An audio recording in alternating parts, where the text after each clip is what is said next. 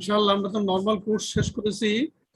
এখন যেগুলো তোমাদের একটু গ্যাপ ট্যাপ থাকবে সেগুলো আমরা ফিল আপ দিচ্ছি, কারণ এর পরেই আমরা কার্ডের পরে টার্ম পরে প্রপ পরীক্ষা, সামনে তোমাদের একটা মহাযজ্ঞ। আপাতত আমরা কার্ডের ফিল আপটা দিচ্ছি। কার্ডে যে জিনিসগুলো তোমাদের একটু গ্যাপ আছে শেখার, তোমরা বিডিএস নাকি বলছো যে তোমাদের সিএনএস এ কিছু জিনিস জানার দরকার আছে। আমরা অ্যানাস্থেসিয়া তো রাখি পড়াই দিছে মনে হলো, আমরা আজকে আমি তোমাদেরকে পড়াবো খুব প্রয়োজনীয় সিএনএস এর একটা পার্ট। হ্যালো হ্যালো স্যার, হ্যাঁ, আমি তোমাদেরকে আজকে অটোকয়েড পড়াবো। অটোকয়েডের ভিতর থেকে অনেকগুলো ড্রাগ বেরিয়ে আসবে। আমাদের পার্টিসিপেন্ট কতজন দেখি আমি। I will start with অটোকয়েডস।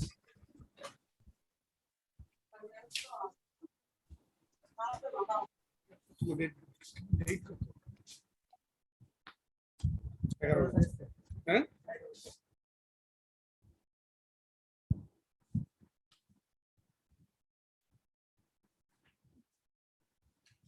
আচ্ছা আমরা তাহলে স্টার্ট করি। প্রথম অটো শব্দের অর্থ কি? Automatic, self. আর কয়েড তাহলে কেমিক্যালস, যে সমস্ত কেমিক্যাল শরীরে অটোমেটিক্যালি সিক্রেশন হয়। Autocoids are the substances formed in the various tissue. They act locally and secrete locally.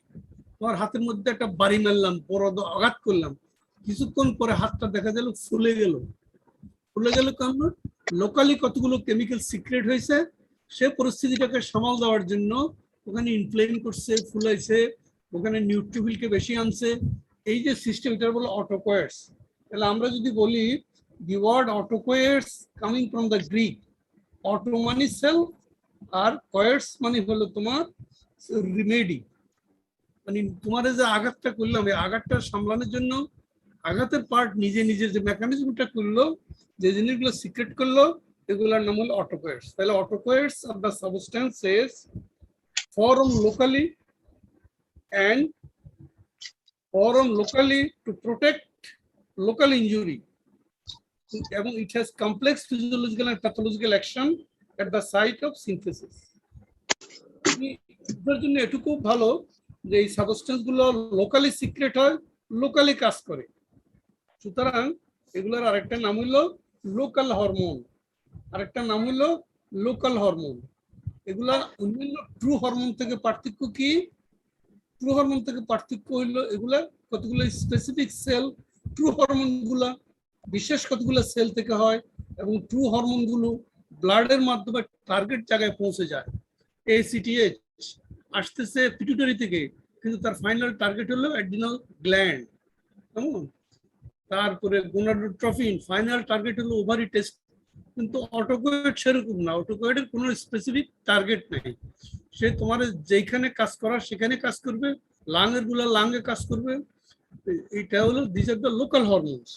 তাহলে যদি জিজ্ঞাসা করা what you mean by the autacoids, তোমরা বলবা autacoids are the chemical substances form locally to protect local injury. যদি কোনো pathological problem হয় সেটাকে প্রোটেক্ট করার জন্য যে কেমিক্যালটা সিক্রেট হয় নাম অটোকয়েডস। খুব ইম্পর্টেন্ট। অটোকয়েডস এর মধ্যে আমরা অটোকয়েডস অনেকগুলো ভাগ করে, আমি নামগুলি বলি। অটোকয়েডস আছে হিস্টামিন। আমাদের শরীরে যত অ্যালার্জি আছে, যত রকমের ধুলা বালি, তারপরে ঠান্ডা গরম, বিভিন্ন এনভায়রনমেন্ট, বিভিন্ন ফুড, বিভিন্ন ডাস্ট, এগুলো শরীরের ভিতরে একটা প্রবলেম ক্রিয়েট করে, তখন শরীর হিস্টামিন সিক্রেশন করে। হিস্টামিন একটা ইম্পর্টেন্ট অটোকয়েডস, আমরা পরে হিস্টামিনে যাব। তারপরে 5-হাইড্রোক্সি ট্রিপ্টোফ্যান, এটার আরেকটা নাম হলো সেরোটোনিন, এটা একটা অটোকয়েডস গ্রুপ। অ্যানজিওটেনসিনোজেন, তোমরা এসি ইনহিবিটরস পড়ছো। Angiotensinogen in presence of renin angiotensin 1 কে অ্যানজিওটেনসিন 2 করে। এই যে অ্যানজিওটেনসিনোজেন, এটাও একটা অটোকয়েডস। কাইনিনস, ব্রেডিকাইনিনস, প্রস্টাগ্ল্যান্ডিনস, তারপরে লিকোট্রিনস, এগুলা সবই অটোকয়েডস। এর মধ্যে মেডিকেলি ফার্মাকোলজিক্যালি আমাদের অল্প কয়টা ইম্পর্টেন্ট, যেমন হিস্টামিনটা নিয়ে আমরা আলাপ করব, সেরোটোনিন নিয়ে আলাপ করব, প্রস্টাগ্ল্যান্ডিন লিকুইড নিয়ে আলাপ করব। তাইলে আমরা এখন তোমাদের যদি বলি যে ক্লাসিফাই অটোকয়েডস, এই ধরনের কোনো প্রশ্ন যদি আসে তাহলে আমরা কিভাবে ক্লাসিফাই করব? দেখো, অটোকয়েডস প্রথম হলো হিস্টামিন, 2 নম্বর হলো সেরোটোনিন, 3 নম্বর হলো অ্যানজিওটেনসিন, 4 নম্বর হলো প্রস্টাগ্ল্যান্ডিনস, কাইনিনস, লিকুট্রিনস। এই পর্যন্ত বুঝতে কারো কোনো সমস্যা হচ্ছে? না স্যার, বুঝতে পারছি।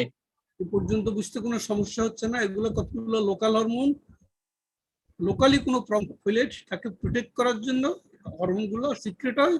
এগুলোর কমপ্লেক্স প্যাথোলজিক্যাল অ্যাকশন আছে এবং এগুলা আমাদের সমস্যা ক্রিয়েট করে। যেমন হিস্টামিনটা আমাদের অ্যালার্জি সৃষ্টি করে, চুলকানি সৃষ্টি করে। আচ্ছা, আমরা প্রথম আলোচনা করি হিস্টামিন নিয়ে, তারপর আমরা সেরোটোনিন নিয়ে যাব। হিস্টামিন আসো, হিস্টামিন শব্দটার অর্থ কি? হিস্টা মানে কি? Anyone in the class? হিস্টা, হিস্টোলজি, হিস্টা, এটা কিসের সাউন্ড আসে এই শব্দ থেকে? হিস্টা বলো, দু একজন বলো, দু একটা ছেলে মেয়ে ছিল ভালো বেশ।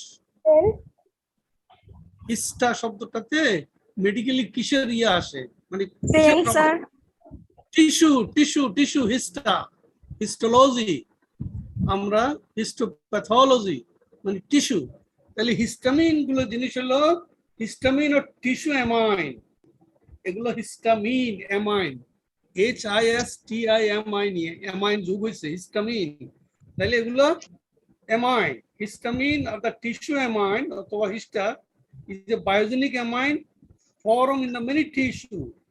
They are also found in venom. Venom টা কি বলতে পারো? Maisha, what is venom? আমরা যদি স্যার সাপের বিষ। আর অন্যদের কি ইয়া অফ করা নাকি? সাপের বিষ, ভেনাম। ভেনামের মধ্যে হিস্টামিন থাকে। বি স্ট্রিং, তোমার যে মৌমাছি ফুল ফুটে দিয়েছে সেখানে আছে। তারপরে আদার স্টিংিং সিক্রেশন, যত কিছু তোমাকে হুল ফুটায় সবকিছুর ভিতরে হিস্টামিন আছে। তাহলে histamine in human, histamine is formed by the decarboxylation of the amino acid histidine. কয়টা বডিতে এসেনশিয়াল অ্যামাইনো অ্যাসিড? কয়টা guys? How many essential amino acid in the body? 8টা স্যার। 8টা। তুমি 10টা বলো। 10টা বলি, বলো তো স্যার এর মধ্যে 2টা আছে সেমি এসেনশিয়াল। সেমি এসেনশিয়াল কোন 2টা? আচ্ছা, এসেনশিয়াল কয়টা? 10টা। এগুলোর এসেনশিয়াল বলা হয় কেন? Anyone in the class? Sir বডিতে সিনথেসাইজড হয় না, আউটসাইড থেকে নিতে হয়। তোমার রোল নাম্বার কত? তোমার নাম কি? স্যার রোল 6, বিবি ফাতেমা। বিবি ফাতেমা সুন্দরভাবে বলে দিছে। এগুলা তো জানার কথা, পরীক্ষার সামনে এসে গেছে। আমাদের বডিতে 10টা অ্যামাইনো অ্যাসিড, এগুলো এসেনশিয়াল বলা হয়। They needed by the body but the body cannot synthesize on its own. They must be supply by food or outside. বাইরে থেকে কোনো না কোনো ভাবে কালেক্ট করতে হয়, এটা সারা শরীর চলে না। That's why they are essential amino acid. এই এসেনশিয়াল অ্যামাইনো অ্যাসিড মধ্যে শেষের 2টা এসেনশিয়াল অ্যামাইনো অ্যাসিডের নাম বলার একটা ফর্মুলা আছে। জানো তোমরা ফর্মুলাটা কি? পিভিটি টিম হাল। পি তে ফেনাইলঅ্যালানিন, ভি তে ভ্যালিন, টি তে থ্রিওনিন। এভাবে একটা ফর্মুলা আছে, পিভিটি হাল। এইচ হলো হিস্টিডিন, হিস্টামিন। তার এইভাবে একটা ফর্মুলা আছে। শেষের 2টা সম্ভবত হিস্টিডিন এবং আর্জিনিন, এই 2টা হলো সেমি এসেনশিয়াল, আর বাকি 8টা হলো এসেনশিয়াল। আমরা ডাউলকে বলি পুয়ার ম্যানস প্রোটিন।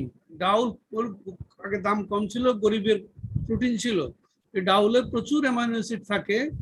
এই জন্য ইউনিভার্সিটির ছেলেমেয়েরা হলে ডাউল খেয়ে যে মারামারি করে, যদি ডেইলি প্রোটিন পাইতো, সরাসরি মাংস পাইতো, তাহলে অবস্থাটা কাহিলে যেত। আরো আর্জেন্টিনা আর ব্রাজিলের অবস্থা যেত। তাইলে আমরা প্রথম আলোচনা করব আজকে আমাদের গুরুত্বপূর্ণ জিনিস হিস্টামিন। কেন আলোচনা করব? আমরা অ্যালার্জির ওষুধ শিখতে হলে অ্যান্টিহিস্টামিন শিখতে হবে। কেন আলোচনা করব? আমরা হিস্টামিন 2 যেটা H2 রিসেপ্টর, H2 থেকে আসে হাইড্রোক্লোরিক অ্যাসিড। আমরা যদি পেপটিক আলসারের ওষুধ নিয়ে আলোচনা করতে আমাদেরকে H2 শিখতে হবে। তাহলে আসো, প্রথম আমার তোমাদের কাছে প্রশ্ন, যেটা H2 টা কোথা থেকে আসে? ভাইবাতে বললো যে স্যার এটা অ্যামাইনো অ্যাসিড হিস্টিডিন থেকে আসে। Boys and girls be attentive, amino acid histidine থেকে আসে হিস্টামিন। এই হিস্টামিন কোথা কোথায় পাওয়া যাবে? এটা পাওয়া যাবে আমাদের human lung, human skin, human intestine. It is stored in the granules of mast cell. এগুলা মাস্ট সেলের ভিতরে থোকা থোকা গ্র্যানুলসে থাকে এবং ব্যাসোফিল অ্যাজ ইনঅ্যাক্টিভ ফর্ম। আবার নন মাস্ট সেল কিছু হিস্টামিন আছে, সেগুলো ব্রেইনে পাওয়া যায়, তারা কাজ করে অ্যাজ এ নিউরোট্রান্সমিটার। এই যে মাস্ট সেলটা যখন ডিগ্র্যানিউলেট হয়, যখন ফেটে যায়, তখন ইজ রিলিজ হিস্টামিন। এগুলো কুইকলি ডিগ্রেডেশন হয়, ভেঙে যায়, ডিঅ্যামাইনেশন হয় এবং মিথাইলেশন হয়। তাইলে আমরা কি বলবো? আমরা বলবো স্যার হিস্টিডিন ডিকার্বক্সিলেটেড হয়, হিস্টিডিন মাস্ট সেলে থাকে, সেখান থেকে এটা ডিগ্রানুলেশন হয়ে হিস্টামিন রিলিজ করে। এগুলো কুইকলি ডিঅ্যামাইনেটেড হয়ে যায় এবং মিথাইলেশন হয়ে যায়। দি এন্টারোক্রোমাটিক histamine, which in turn activate H2 receptor on the gastric parietal cell to stimulate the acid secretion. তাইলে আমাদের স্টোমাকের যে ফাংশন, বাইরের ব্যাকটেরিয়াকে কিল করার জন্য আমাদের অ্যাসিড লাগে, ভিটামিন B12 অ্যাবজর্ব করতে হলে আমাদের অ্যাসিড লাগে, অনেকগুলো খাবার দাবারকে ইমালসিফাই করতে হলে অ্যাসিড লাগে। অ্যাসিড সাপ্লাই দেয় parietal sell, acid parietal sell থাকে H2 রিসেপ্টরে। তাহলে হিস্টামিন 2 রিসেপ্টর আমাদের জন্য খুব ইম্পর্টেন্ট। তাহলে histamine produces by effect on the histamine receptor.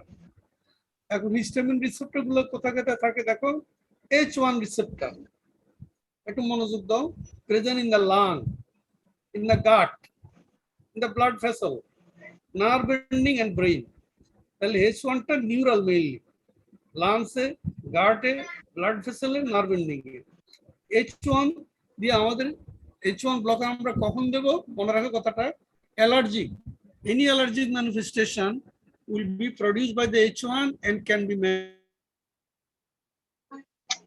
Blocker বলতে আমরা অ্যান্টি অ্যালার্জিক মেডিকেশন আলাপ করব, হিস্টামিন, ফেনাইলহাইড্রামিন, ডাইফেনহাইড্রামিন, প্রোমেথাজিন, এগুলো সবগুলো হবে H1 ব্লকার। আচ্ছা, H2 রিসেপ্টর কোথায় কোথায় আছে? Mainly in the stomach, gastric parietal sell, heart, blood vessel, brain, তার মধ্যে ইম্পর্টেন্ট হলো স্টোমাক। তাহলে H2 রিসেপ্টর যদি আমি ব্লক করি, তাহলে আমি হাইড্রোক্লোরিক অ্যাসিড ব্লক করে দিতে পারতেছি। হাইড্রোক্লোরিক অ্যাসিড যদি আমি ব্লক করে দিতে পারতেছি, তাহলে আমার গ্যাস্ট্রিক আলসার ছিল এটা ভালো হয়ে যাবে।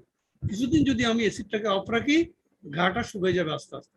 কিন্তু আমি ঘাটা হচ্ছে কি করে? আমি খাবার সময় আমার গ্যাস্ট্রিক জুস সিক্রেট হয়ে আছে, কিন্তু আমি খাচ্ছি না, ফলে গ্যাস্ট্রিক জুস যখন খাবার পেলো না, তখন হাইড্রোক্লোরিক অ্যাসিডটা আমার স্টোমাকের ওয়াল খাওয়া শুরু করলো।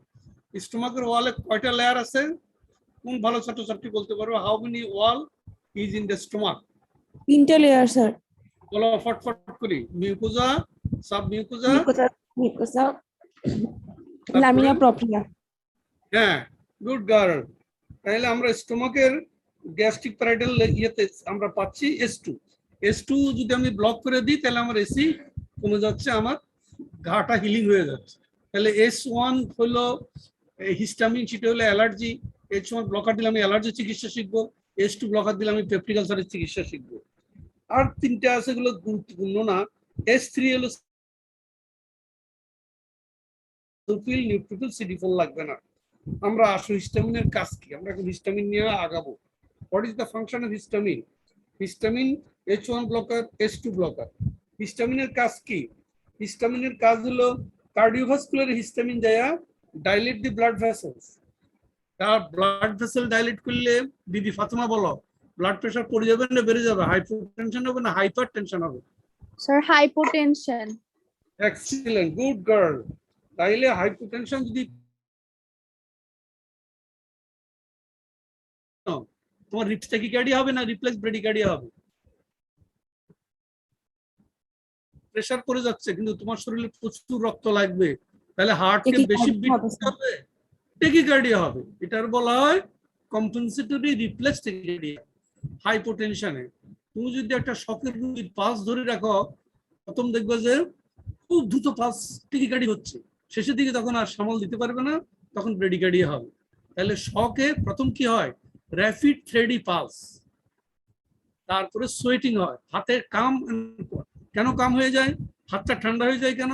শকের রোগী, কোন ভালো ছাত্রছাত্রী বলতে পারবা? প্রেসার পড়ে যাচ্ছে কিন্তু হাত দুটো ঠান্ডা হয়ে যাচ্ছে। পেরিফেরাল ব্লাড ভেসেল কনস্ট্রিকশন করতেছে, ব্লাডের পরিমাণ কম, এটা ভাইটাল অর্গানকে দিবে, সবখানে দিবে না। সুতরাং পেরিফেরাল ব্লাড ভেসেল গুলো কনস্ট্রিকশন করতেছে, রক্ত যেখানে যাবে না সেটার জায়গাটা ঠান্ডা থাকবে, কারণ আমরা হচ্ছে ওয়ার্ম ব্লাডেড এনিমেল, আমাদের রক্ত যে জায়গায় যাবে না এই জায়গাটা ঠান্ডা হয়ে যাবে। সুতরাং শকের রোগী, হাইপোভোলেমিক শক, যেটা প্রচুর ব্লিডিং হয়েছে, প্রচুর ডায়রিয়া হয়েছে, হ্যাঁ, প্রচুর বমি হয়েছে, তাহলে দেখবো যে হাত ঠান্ডা, পা ঠান্ডা। কেন? ওইদিকে রক্ত যাচ্ছে না, ব্লাড ভেসেল গুলো কনস্ট্রিকশন করে হার্টকে, লাংকে, কিডনিকে রক্ত জমা রাখতেছে, পেরিফেরিতে দিচ্ছে না।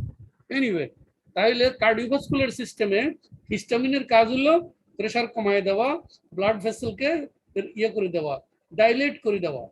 আর সেরিব্রাল ব্লাড ভেসেল, ব্রেইনের ব্লাড ভেসেল যদি ডাইলেট হয়, তাহলে রেজাল্টিং কি হইতে পারে ফলাফল? Throbbing headache. তোমরা মাইগ্রেনের নাম শুনছো? Migraine headache. ইয়েস স্যার, শুনছি। মেয়েদের হয়, কারণ চুল শুকাতে সময় লাগে, মাথাটা ভিজে থাকে।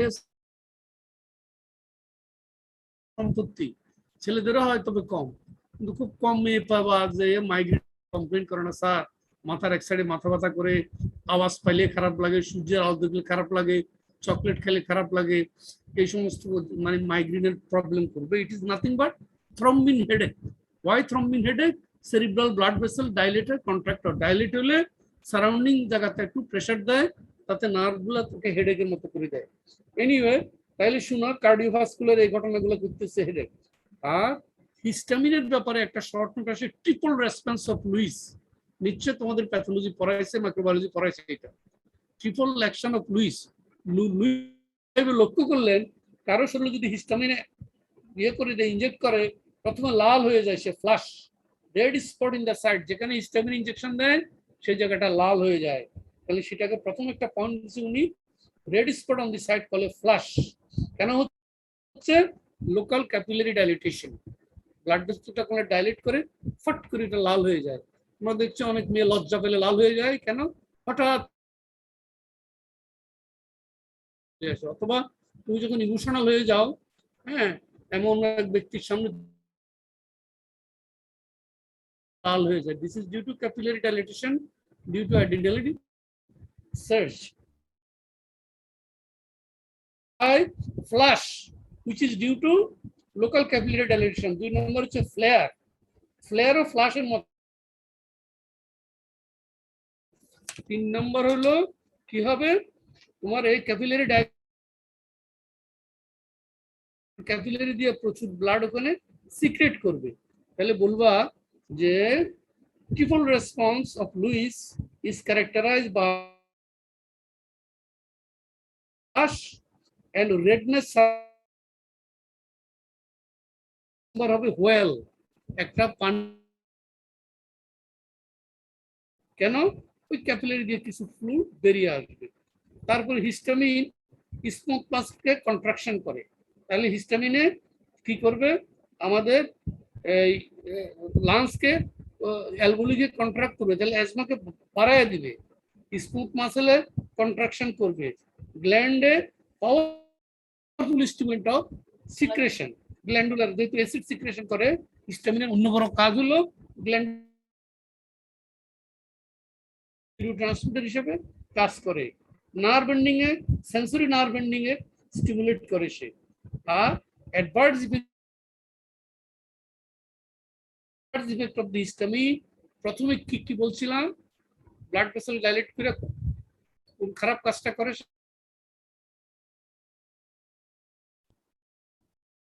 ভেসেল ডাইলেট হলে প্রেসার কি হয়? হ্যালো, কমে যায় স্যার। কমে যায়, হাইপোটেনশন। এতক্ষণ লাগে কেন? তাইলে adverse effect of histamine, hypotension, flushing, replace spasm, asthma and diarrhea. এখন না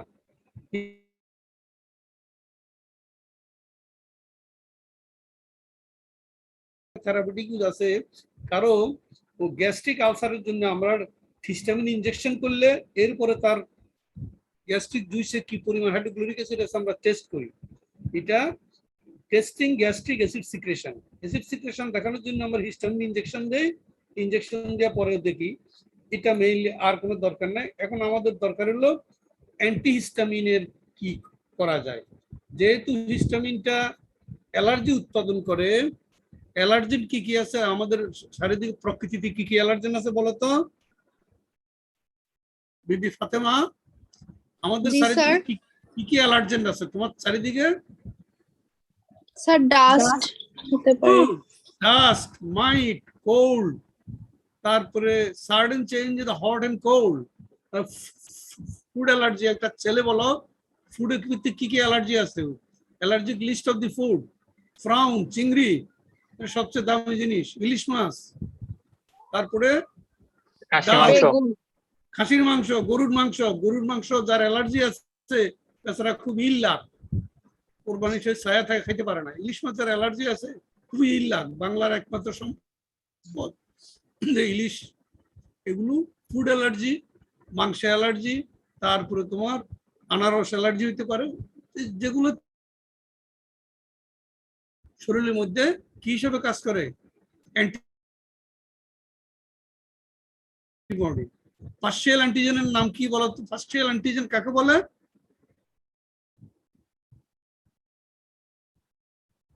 এনিওয়ে তোমাদের বোধহয় মাইক্রোবায়োলজি তো পড়াইছে, তোমাদের মনে নাই আর কি। হ্যাপটেন, হ্যাপটেন ঠিক অ্যালার্জেন হিসেবে আংশিক অ্যান্টিজেন হলে তাকে হ্যাপটেন বলে। ওষুধগুলো ব্যবহার করে একটু মনে রাখো, তাহলে প্র্যাকটিক্যাল লাইফে কাজ আসবে। আমি এখন পড়াবো H1 ব্লকার, H2 ব্লকার। তাহলে ছেলেমেয়েরা মনে রাখো H1 ব্লকার গুলো হলো অ্যান্টি অ্যালার্জি। অ্যালার্জির ম্যানিফেস্টেশন কি এতক্ষণ যা আলোচনা করলাম, কি উপসর্গ নিয়ে আসে অ্যালার্জি? ইচিং, রেডনেস, ফ্লাশিং, অ্যাজমা, কাপিং, এই সব কিছু হচ্ছে অ্যালার্জির উপসর্গ। চুলকানি হবে, সিভিয়ার চুলকাতে থাকবে, চুলকাতে লাল হয়ে যাবে, কাশতে থাকবে, অবিরাম অ্যাজমাটিক টেন্ডেন্সি, অ্যাসপিরেটরি ডিস্ট্রেস হবে, এগুলো হচ্ছে অ্যালার্জি। যে জায়গাটা চুলকাচ্ছে এটা লাল হয়ে যাবে, একটা কোয়েল তৈরি হবে, অ্যালার্জি। আচ্ছা, তোমার হিউম্যান অ্যালার্জি হতে পারে? একটা লোকের পছন্দ করো না, বা একটা তুমি সাথে সাথে তোমার মধ্যে একটা আনইজিনেস হবে, it is human allergy. Anyway আমরা এখন আছো H1 ব্লকার। নাম্বার 1 ডাইফেনহাইড্রামিন এবং লরাটিডিন। বুঝতে পারছি? এখন তো সহজ জিনিসে আছি। তাইলে আমরা এখন করতেছি কি, তোমরা শুনতেছো আমার আওয়াজ? জি স্যার। শুনতে থাকো, ভয় পাইও না। এগুলো সুন্দরভাবে আস্তে আস্তে পরীক্ষার আগে সব সেট হয়ে যাবে। আগে আগে মনে হবে হাই কি করব, কিন্তু পরীক্ষার আগে দেখবো অনেক স্মার্ট হয়ে যাবে, অনেক কিছু ব্রেইনে আসতেছে। তাহলে H1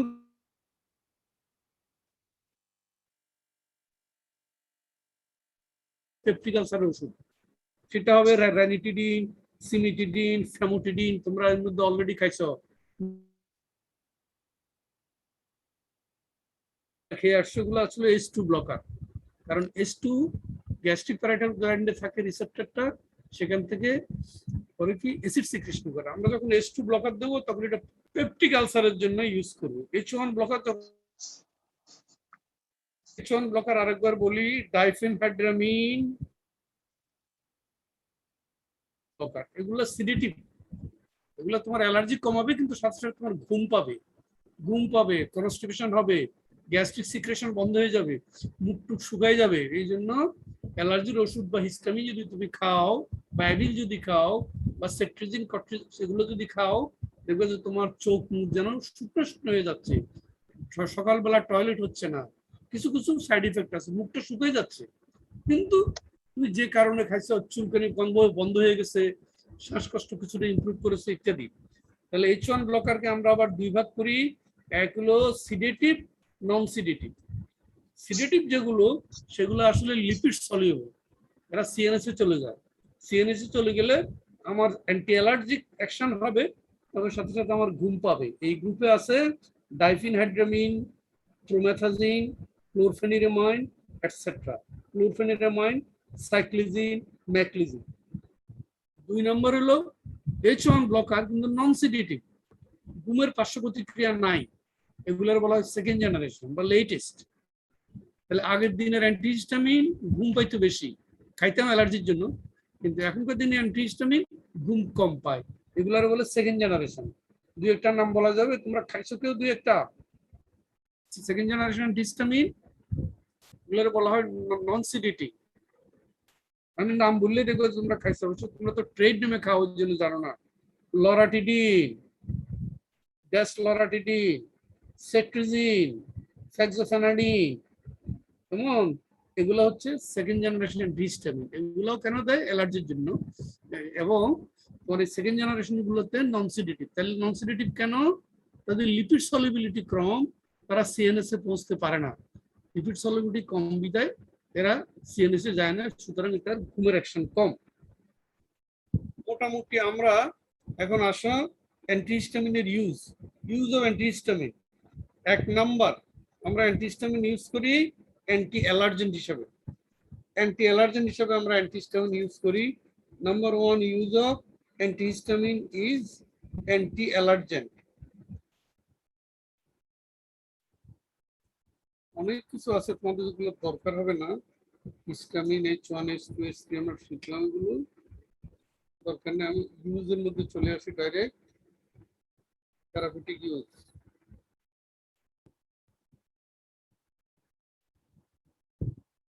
হ্যাঁ, তাহলে আমরা ইউজেস অফ অ্যান্টিহিস্টামিন। 1 নম্বর হলো allergic reactions. Antihistamine are use for the prevention and treatment of allergic reaction. তারপরে 2 নম্বর কমন কোল্ড। শুনতেছো, এগুলো কাজে লাগে পার্সোনাল লাইফে। কমন কোল্ডের বাংলা কি? সর্দি কাশি, সাধারণ সর্দি কাশি। হ্যাঁ, পাঁচমার সাথে সাথে ক্যাচ। কমন কোল্ড আমরা অ্যান্টিহিস্টামিন খাবো এবং এগুলা কমন কোল্ডকে রিলিভ করে। 3 নম্বর হলো মোশন সিকনেস। কাকে বলে, কে বলতে পারবা? ড্রাইভিং এর সময় যেটা হয়, ট্রাভেলিং এর সময় নৌকা, জাহাজে বা ড্রাইভিং এ যে আমাদের বমি বমির ভাব হয়, এটার নাম হলো ট্রাভেলিং সিকনেস। তোমাদের ইয়েতে ওই যে কি বলে স্পটিং যেটা হয় 10টা বা 7টা প্রশ্ন দেয়, সেখানে একটা প্রশ্ন আসবে, 17 years old girl is traveling from Chittagong to Dhaka.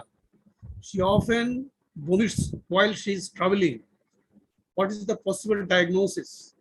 1, 2, 3, 4। এই ধরো তুমি কি উত্তর করবে, ওখানে উত্তর 4টা দেওয়া আছে, কোনটা অ্যাপ্রোপ্রিয়েট হবে? আমি উত্তর অপশন দিচ্ছি না। কি জিনিস এটা? যারা ট্রাভেলিং এর সময় বমি করতে চায় বা বমি হয়, বললে না কি এটা? Motion sickness. মোশন সিকনেস, ওই জিনিসটা আসতে পারে। মোশন সিকনেস, উত্তর হবে মোশন সিকনেস।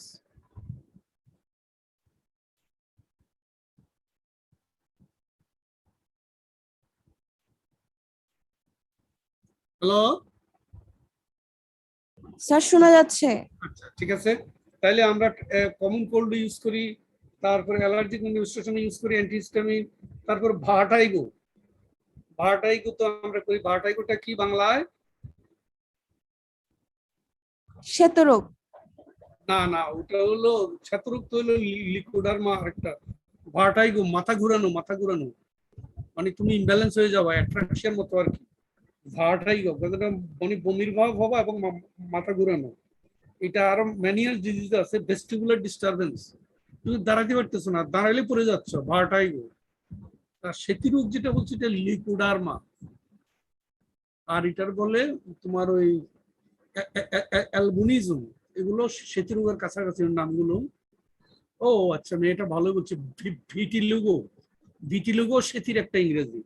আমি এখন বলতেছি ভার্টাইগো। ভার্টাইগো হলো তুমি দাঁড়াতে পারতেছো না বমির ভাবের জন্য। 3 নম্বর ইউজ আমরা অ্যান্টিহিস্টামিন ইউজ করি অ্যান্টি ইমিটিক হিসেবে, বমির ওষুধ হিসেবে ইউজ করি। আচ্ছা, তারপরে হলো প্রি অ্যানাস্থেটিক মেডিকেশন। অ্যানাস্থেসিয়াতে অনেকগুলো ওষুধ দেয়, ক্রমনদের অ্যানাস্থেসিয়া ক্লাস করা হয়েছে। অনেকগুলো ওষুধ দেয়, কোনো না কোনো ওষুধে তোমার অ্যালার্জি হবে, সেই জন্য অ্যানাস্থেসিয়া দেওয়ার আগেও আমাদের একটা অ্যান্টিহিস্টামিন ইউজ করতে হয়, একটা ইনজেকশন দিই যাতে কোনো ওষুধে তার অ্যালার্জি না হয়। তারপরে পার্কিনসন ডিজিজ, মানুষের নিউরো ডিজেনারেটিভ ডিসঅর্ডারকে আমরা পার্কিনসন ডিজিজ বলে। এখানে কি হয়, ট্রেমর হয়, রিজিডিটি হয়, শক্ত হয়ে যায়, হাত কাঁপে, আর একানেশিয়া, সে কোনো মুভমেন্ট করতে পারে না, কোনো গতি, হাঁটার গতি থাকে না, সেইখানে আমরা অ্যান্টিহিস্টামিন ইউজ করতে পারি। তারপরে কাফ, কাশির জন্য ইউজ করতে পারি। তার ডিস্টোনিয়া, সারা শরীর শক্ত হয়ে যাচ্ছে, সেখানে ইউজ করতে পারি। এগুলো সব হলো H1 রিসেপ্টরের জন্য। আসলে H2 রিসেপ্টরের একটাই আমরা ইউজ করি, সেটা হচ্ছে কি পেপটিক আলসার। H2 রিসেপ্টর গুলোর নাম কি বললাম কিছুক্ষণ আগে, রেনিটিডিন, সিমিটিডিন, ফ্যামোটিডিন, এগুলো হলো H2 receptor blocker. H2 receptor blocker. আমাদের সময় কমে আসছে, আমি দ্রুত হিস্টামিন শেষ করলাম।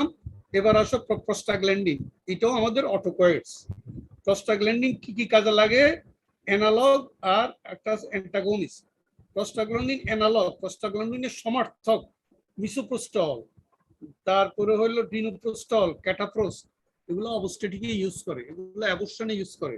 তাহলে প্রস্টাগ্ল্যান্ডিন একটা ইম্পর্টেন্ট অটোকয়েডস, এটার মেডিকেল ইউজ আছে। মিসোপ্রোস্টল যেটা, এটা অ্যাবর্শনে ইউজ করে। ডাইনোপ্রোস্ট এটাও প্রেগন্যান্সি টার্মিনেশনে ইউজ করে। ক্যাটাপ্রোস্ট এটাও প্রিম্যাচিউর ডেলিভারি হওয়ার ওখানে সেভ করে। আর প্রস্টাগ্ল্যান্ডিনের এগেইনস্টে NSAID, non steroidal anti inflammatory drug যেগুলো, এগুলো আমরা প্রস্টাগ্ল্যান্ডিনের অ্যান্টাগনিস্ট বলি। অ্যাসপিরিন, ইন্ডোমেথাসিন, প্রোভেনেসিন গেল এটা। আসলে সেরোটোনিন, সেরোটোনিনের আরেকটা নাম হলো 5-HT। সেরোটোনিনের আমাদের অ্যাগনিস্ট এবং অ্যান্টাগনিস্ট। অ্যাগনিস্ট ব্যবহার হয় সুমাটিপটিন, বুস্পিরন, ডেক্সফ্লুরেমাইন। সুমাটিপটিন ইউজ হয় মাইগ্রেনাস হেডেক, যাদের মাইগ্রেন আছে ওদেরকে আমরা সুমাটিপটোফান ইনজেকশন দেই। বুস্পিরন হলো অ্যানজিওলাইটিক, অ্যাংজাইটি ফ্রি করে। ডেক্সফ্লুরেমাইন হলো যারা মোটা, খুব মোটা, হালকা হয়ে যেতে চায়, অবসিটির ওষুধ। এগুলো হলো সেরোটোনিন অ্যাগনিস্ট, সেরোটোনিনের সপক্ষ। আর সেরোটোনিন অ্যান্টাগনিস্ট আমরা ইউজ করি কি, সাইপ্রোহেপটাডিন, অনডেনসেট্রন, এগুলো বমির ওষুধ। কারো ক্যান্সার হলে ক্যান্সারের সাইটোটক্সিক যে ড্রাগগুলো আমরা দেই, ওগুলো তো বমি হয় ভীষণ, এই বমি বন্ধ করার জন্য আমরা অনডেনসেট্রন দেই। বাচ্চাদের বাজারে দেখবা আমরা অনডেনসেট্রন বাচ্চাদের বমির জন্য ইউজ করি। আসলে অনডেনসেট্রনের মূল ইউজ হলো অনকোলজিতে, ক্যান্সার কেমোথেরাপি দিলে বমি হয়, সেখানে আমরা জোফ্রা ট্যাবলেট, জোফ্রা দেয় অনডেনসেট্রন। তাহলে শক্তি সুমাটিপটোফ্যান হেডেক, বুস্পিরন হলো অ্যাংজাইটি, ডেক্সফ্লুরেমাইন হলো ওবেসিটি। আর অ্যান্টিসেরোটোনিন যেগুলো অনডেনসেট্রন, এটার মেইন ইউজ হচ্ছে বমিতে। আসো অ্যানজিওটেনসিন আরেকটা অটোকয়েডস। অ্যানজিওটেনসিনোজেন রিসেপ্টর ব্লকার হলো লোসার্টেন, প্রেসারের ওষুধ। এসি ইনহিবিটরস, প্রেসারের ইউজ। তাহলে দেখো অটোকয়েড আমরা খুব হালকা ভাবে দিছিলাম, কিন্তু বিরাট ওষুধের ফিল্ডে অটোকয়েডের ইউজ। এসি যেটা অ্যানজিওটেনসিন কনভার্টিং এনজাইম, এটাও অটোকয়েডস। এটার এগেইনস্টে আমরা কি কি ইউজ করি, ক্যাপ্রোফিল, অ্যানালফিল, লিসিনোপ্রিল, এগুলো হচ্ছে এসি ইনহিবিটরস, এরাও অটোকয়েডস। আর আরেকটা কি দিচ্ছে, লোসার্টেন। আমরা লসার্টনটা বেশিরভাগই অ্যান্টিহাইপারটেনসিভ খাই আমরা, এটাকে বলে angiotensin receptor blocker, AC inhibitors. এবার আর দুটো আছে, আসো কাইনিন। কাইনিনের সপক্ষ শক্তি কি আছে, ব্রেডিকাইনিন, ক্যালিকাইনিন, আর অ্যান্টাগনিস্ট দরকার নেই। এগুলো তেমন কাজে লাগে না, তবে ব্রেডিকাইনিনের কাজ হলো লাংয়ে জমা হয়ে থাকা ড্রাই কাফ করা। তুমি যদি ক্যাপটোপিল, অ্যানালপিল, ইসিনোপিল খাও ইনহিবিটরস, তোমার ড্রাই কাফ হবে, যেহেতু এটা কাইনিন সিস্টেমটাকে ইনভলভ করে, তাতে ব্রেডিকাইনিন বেড়ে যায়। সর্বশেষে আমাদের ক্লাস প্রায় শেষ, আমি এখনই পার্সেন্টেজ দেব। সর্বশেষে যে অটোকয়েডটা আলোচনা অধিকার দাবি রাখে সেটা হলো লিকোট্রিন। লিকোট্রিন এগুলো ইনফ্ল্যামেটরি মেডিয়েটর। এই লিকোট্রিন অ্যান্টাগনিস্ট গুলো আমরা অ্যাজমাতে ভীষণভাবে ইউজ করি, তাহলে মাস্ট সেলটা ডিগ্রানুলেশন হয় না। যদি মাস্ট সেল ফেটে যায়, ডিগ্রানুলেটেড হিস্টামিন বাইর হয়, হিস্টামিন লাংকে কন্ট্রাক্ট করে অ্যাজমা বেড়ে যায়। তাহলে অ্যাজমা রোগীর জন্য আমরা মাস্ট সেলের অ্যাগেইনস্টে মাস্ট সেল স্টেবিলাইজার ইউজ করি, যাতে হিস্টামিনটা ফাটতে না পারে। এই হিস্টাসিন ফাটলে কি হবে, লিকোট্রিন বেরিয়ে আসবে, অনেকগুলো মেডিয়েটর বেরিয়ে আসবে, যেগুলো ব্রঙ্কোকনস্ট্রিকশন করবে। তাহলে লিকোট্রিন অ্যান্টাগনিস্ট বাজারে কি পাবা, মন্টিলিউকাস্ট, জেফারলুকাস্ট, জেফারলুকাস্ট, এগুলো বাজারে কি নামে পাওয়া যায়, মন্টিনি, মন্টিল, তারপরে মোনাস। এগুলো যদি অ্যাজমা রোগী খায়, তাহলে তার হিস্টামিন আর বেশি সিক্রেট হতে পারে না, কারণ মাস্ট সেলটা ডিগ্রেনুলেশন হয় না, ফাটে না, মাস্ট সেলের মেমব্রেনটাকে স্টেবিলাইজ করে রাখে। এগুলোকে আমরা বলি মেমব্রেন স্টেবিলাইজার। কত গুরুত্বপূর্ণ, তাহলে লিকোট্রিন অ্যান্টাগনিস্ট উদাহরণ মন্টিলিউকাস্ট, জেফারলিউকাস্ট, কিসের use, as a prevention of asthma. মোটামুটি তোমাদেরকে অটোকয়েড এই ক্লাসে যতটুকু তোরা পড়ছো আগে দেওয়ার দরকার। মোটামুটি আমরা অটোকয়েড নিয়ে আলোচনা, যারা ইন্টারেস্টেড আছো তারা আজকে রাস্তায় যায় বই ধরবা, বই ধরলে দেখবো জিনিসটা তোমার ব্রেইনের মধ্যে সেট হয়ে যাবে। তবে প্রস্টাগ্ল্যান্ডিন, যদি তোমরা বিডিএস, প্রস্টাগ্ল্যান্ডিন একটু বেশি করতে হবে মেয়েদের, কারণ এটা অবস্টেটিক ইউজ আছে। এটা pregnancy termination, pregnancy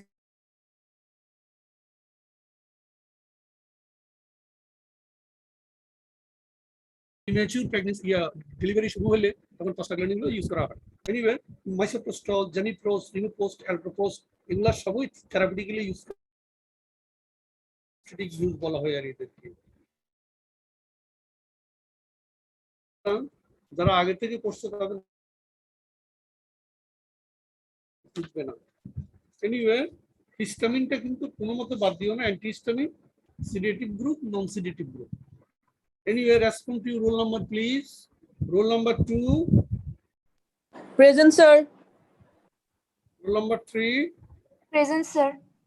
Roll number 4. Present, sir. Roll number 5.